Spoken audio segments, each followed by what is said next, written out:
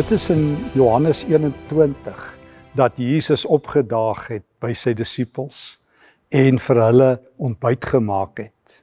Maar dit was ook daar dat Jesus bietjie met Petrus wou gesels, met sy rots wat bely het, U is die Christus, met sy rots wat gekraak het, toe hy daar op kruisigingsdag 3 keer vir Jesus verloon het, die tyd terwyl Jesus voor die Joodse raad en elders gestaan het, 3 keer gesweer het, ek ken die man nie.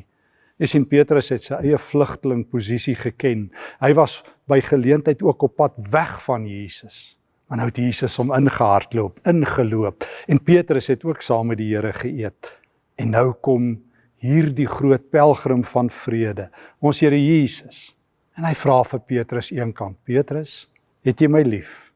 Nie net 1 keer nie, nie net 2 keer nie, 3 keer, vra Jesus vir Petrus, het jy my lief? Nee, wanneer die prins van vrede, wanneer die groot pelgrim van die hemel op my hakke is, kom hy nie met verwyte, hoekom het jy my verloon? Hoekom het jy nie harder geglo? Hoekom het jy nie meer vir my gedoen nie? Dis wat jy dikwels in die kerk hoor. Ons hoor dikwels hoe ons die Here se hart breek en hom teleurstel, in sommige geloofskringe in elk geval, maar nie by Jesus nie. Jesus kom met sagte woorde, hy kom met die taal van die liefde. Dis hoe die pelgrim van vrede kom. Het jy my lief? Nie in die eerste plek gaan doen iets vir my nie, in die eerste plek het jy my lief genoeg. En uiteindelik is Petrus bedroef, hy begin huil. Ek sou ook as Jesus my 3 keer vra, het jy my lief? Jesus raak Petrus se hart diep aan, en dan sê Jesus ook 3 keer vir hom, gaan pas my skape op en laat my lammers wei, gaan versorg my kudde. Petrus, as jy my lief genoeg het, sal ander gelowiges op jou skouers 'n plek kry, sal jy ook 'n pelgrim van vrede word. Sal jy nie oorlog skree nie, sal jy wonde verbind, sal jy nie met haat en geweld vuur stook nie, maar sal jy bekers koue water uitdeel, sal jy daar waar ander hooploos is, 'n stukkie hoop indra, sal jy daar waar ander moedeloos is, langs hulle hurk, en vra, kan ek help? Wat kan ek doen?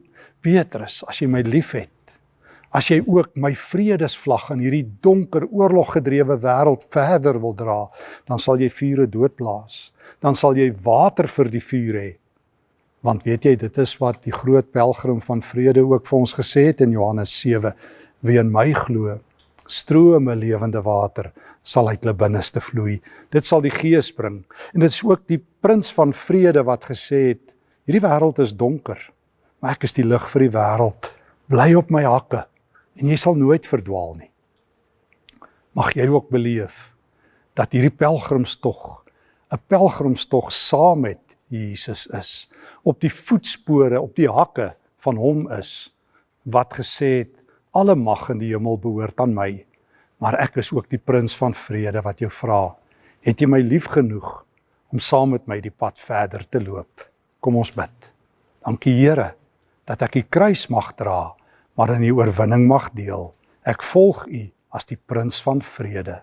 Amen.